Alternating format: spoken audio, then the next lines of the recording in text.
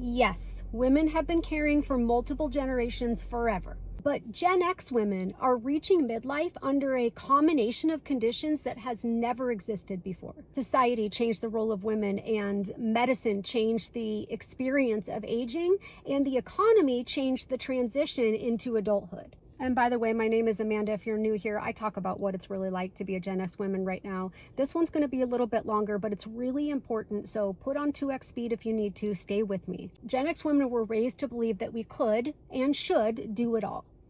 Get an education and build a career and earn our own money and still be good wives and mothers. And that was progress.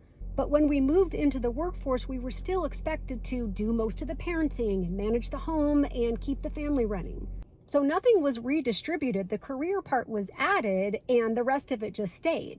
And now many of us aren't just caring for parents that are getting older and living longer. They're living longer with multiple chronic issues like dementia and Parkinson's and diabetes and cancer and serious mobility issues. Because modern medicine can now keep people alive through illnesses that would have killed them very quickly 30 years ago. The flip side of that is it can mean years or decades of complex medical care that has to come from somewhere.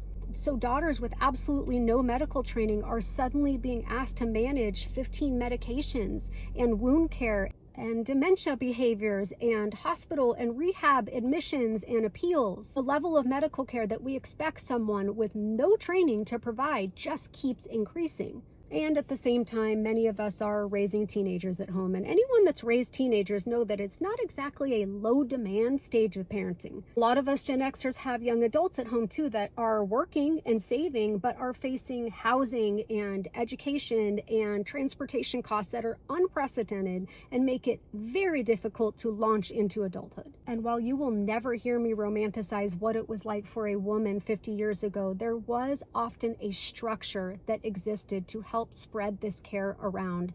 Things like larger families, neighbors, communities, churches that helped at least share some of that work, and that has disappeared. To top it all off, this is all happening when most Gen X women are going through one of the biggest health transitions of their life, causing things like brain fog, sleep issues, anxiety, joint pain. So when people say that women have always cared for children and aging parents, yes, they have. But it doesn't mean that the normalization of that much responsibility is okay. And the fact that that role existed doesn't mean that the conditions around it stayed the same.